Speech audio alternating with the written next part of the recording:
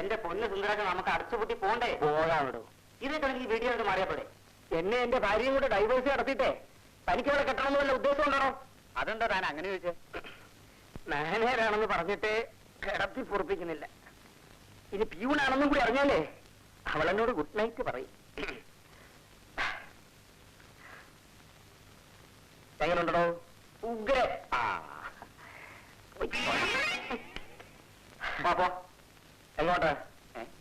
കൂട്ടിയിട്ട് വേണോ മാനേജറോട് കളിക്കുന്ന?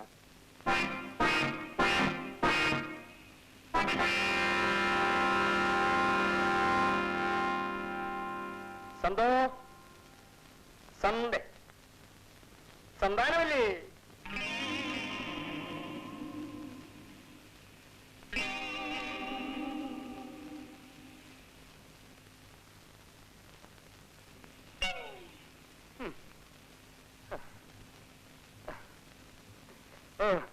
ഇന്ന് ഓഫീസിൽ ഒരുപാട് ഫയലുകൾ ഹാൻഡ് ഓവർ ചെയ്യാനുണ്ടായിരുന്നു. അതാണ് വല്ലാത്ത ക്ഷീണം. അവൻ വന്നറിഞ്ഞ അവരുടെ കയ്യും കാലങ്ങളും തുള്ളാൻ തുടങ്ങി. പിന്നെ നിങ്ങൾക്ക് വെച്ചോണ്ട് തരാം. ഇടീ, ഞാൻ നിന്റെ ഭർത്താവിന്റെ അമ്മയാണ്, നിന്റെ അമ്മായിയമ്മ.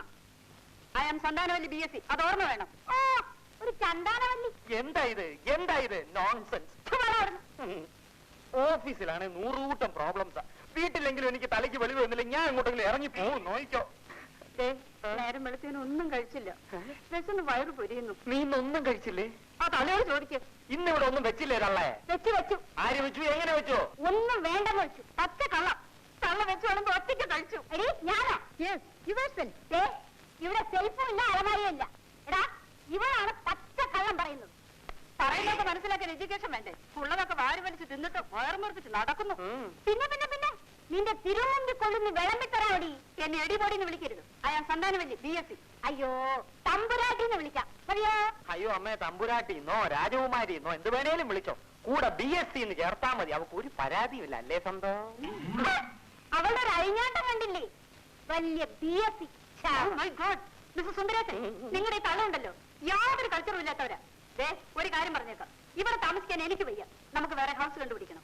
എന്റെ പൊന്ന് സന്തോഷം, ഞാൻ പറയുന്നതൊക്കെ ഒന്നെങ്കിൽ ഞാൻ, അല്ലെങ്കിൽ എന്റെ അമ്മ.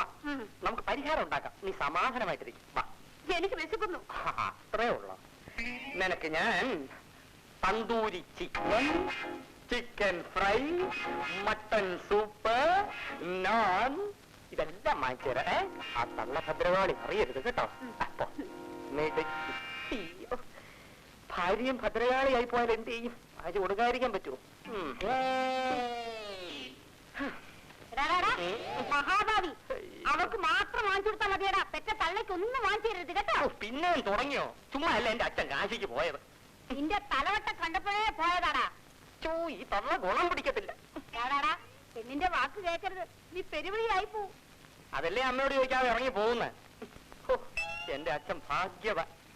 ഈ കുന്ത്രാടത്തിന്റെ പിടിയിൽ നിന്ന് രക്ഷപ്പെട്ടു.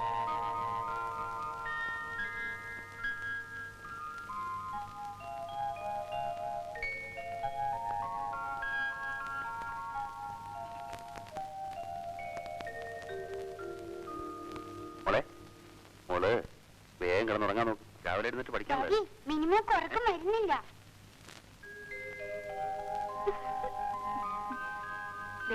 മമ്മിയും ഡാഡിയും കിടക്കാൻ പോവാ. കിടക്കും മോളെ. ഡാഡിയുടെ പൊന്നുമോളല്ലേ? നല്ല മോളെ. നല്ല കുട്ടി.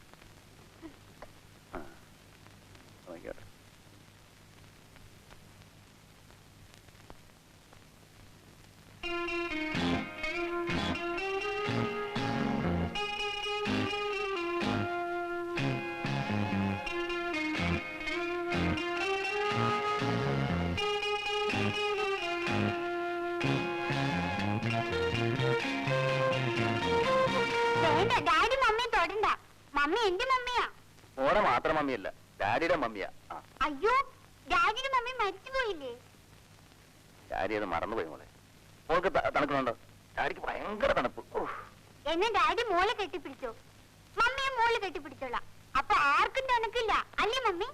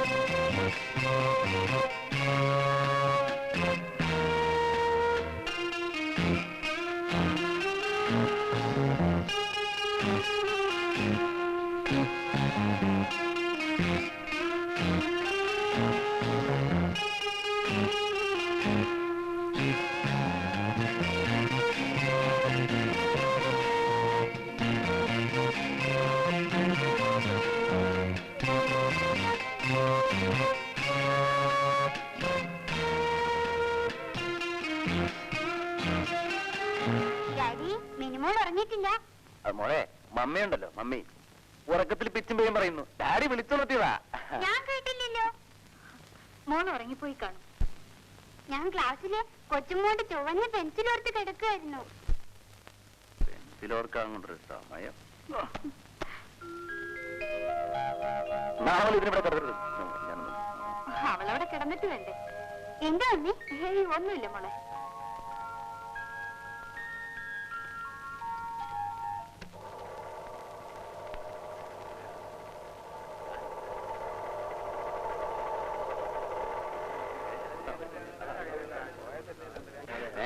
എന്തായാലും ശരി.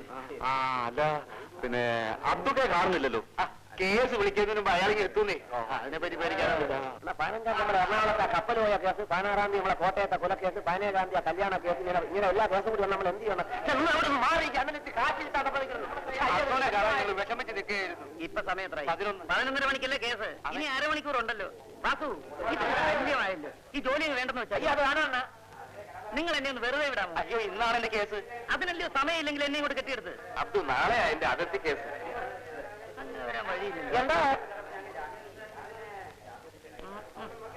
നാളെ എനിക്ക് കൊല്ലത്താകെ. അബ്ദു വന്നില്ലെങ്കിൽ കേസ് തള്ളിപ്പോവും. ഞാൻ ഒരാളുണ്ട്. എല്ലായിടത്തും കൂടെ ഒരേ സമയത്ത് ഓടിയെത്താൻ പറ്റുമോ? ദേ ഒരാഴ്ചക്ക് മുമ്പ് പറഞ്ഞേക്കണ ഇല്ല എല്ലാം കൂടെ ക്ലാഷ് ആവും. നാളെ ആണെങ്കിൽ ആ കൊല്ലത്തെ ചാക്കോമറാരുടെ കൊലപാതക കേസാ. നല്ല കാശ് കിട്ടുന്ന പാർട്ടിയാ. ഇന്നത്തെ കേസ് എന്താ? മറിയാമ്മ ചേട്ട വൈകിട്ടേക്ക് അറപ്പുരയ്ക്ക് അന്തോണി മാപ്പിള. ഓ വെള്ളം വിട്ട കേസ്. ഇതാണ് നമ്മുടെ അന്തോണി മാപ്പിള. അന്തോണി മാപ്പിള സത്യത്തിൽ മറിയാമ്മ ചേർത്തിയുടെ വയലിലേക്ക് വെള്ളം വിട്ടതാണോ? വിട്ടതാ. അതെ അത് വിട്ടില്ല എന്ന് ഞാൻ പറയണം. മതി ധൈര്യമായിട്ട് നിന്നു. കാര്യം ഞാൻ ഇരുവാസു കാശ് വാങ്ങിച്ചു. അന്തോണി മാപ്പിള ഒന്ന് ധൈര്യമായി നിന്ന്. ഈ പോകുന്നത് ആരെന്നാ വിചാരം? ആ കേരള അബ്ദു ഇന്ന് വരെ സാക്ഷി വന്നിട്ടുള്ള ഒരൊറ്റ കേസും തോറ്റിട്ടില്ല. പിന്നെ ആ നിസാരം വെള്ളം വിട്ട കേസ്.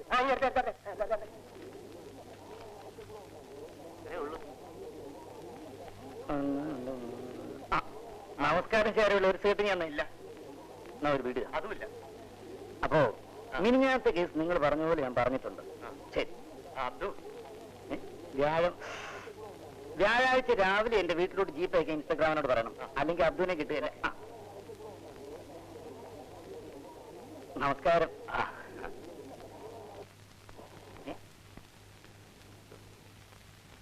മറിയാമ്മയ്ക്ക് എടുത്തൊരു കേസ് സാറിനാണോ? അതെ. കഷ്ടമായി പോയല്ലോ. അബ്ദു ആണ് എതിർസാക്ഷി പറയുന്നെന്ന് തോന്നുന്നു. എന്നാ കേസ് ഇരിക്കുന്ന ആരും അയ്യോ വക്കീൽ സാറേ. എന്നാൽ ഒരു കൈ നോക്കാം. വരും.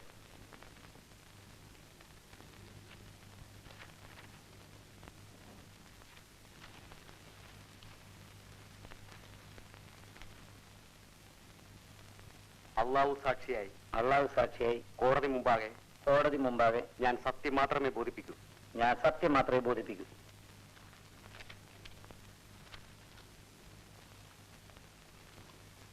എന്താണ് നിങ്ങളുടെ പേര്?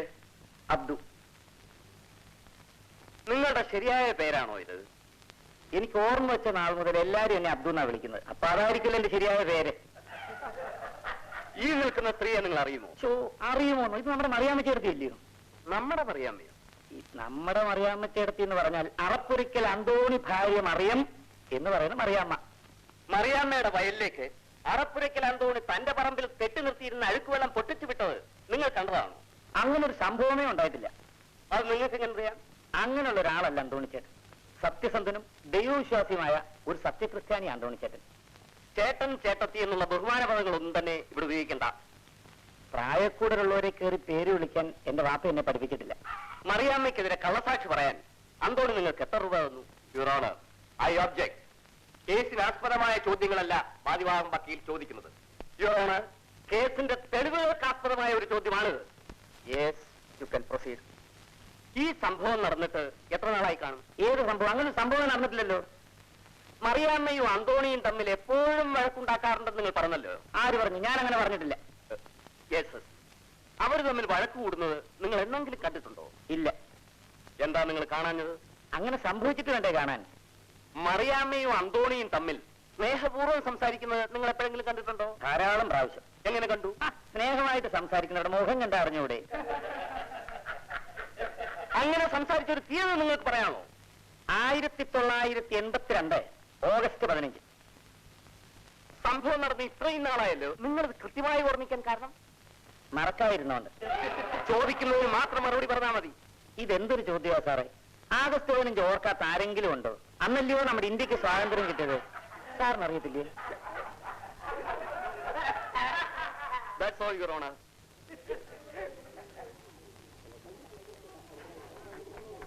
അബ്ദു കതറി കളഞ്ഞല്ലോ. ഇതിലും വലിയ വമ്പന്മാരെ ഞാൻ കണ്ടിട്ടുണ്ട്. വാസുവേ, അന്തോണാത്ര ഒന്ന് അടങ്ങൂ. മറിയാമ്മ വെള്ളം കുടിക്കാൻ പോണതല്ലേ ഒന്ന്. കേസ് അടുത്ത മാസം 14-ാം തീയതിയാ. അപ്പൊ നമുക്കൊന്ന് മിനിങ്ങേറ്റ് പോയേക്കാം. അബ്ദുവിന് കള്ള് ഹറാമാണ്. അബ്ദു കള്ളു കുടിക്കുന്നത്. പിന്നെ അന്തോണി മാപ്പിളയ്ക്ക് നിർബന്ധമാണെങ്കിൽ അതിന്റെ വില കാശായിട്ടെങ്കിൽ അന്നേരം ഒരു 36 രൂപ. അയ്യോ എന്നാ അവിടെ കൂടുതലാ 37. അപ്പൊ 37. അപ്പൊ എനിക്ക് ഇവിടെ ഉള്ളത്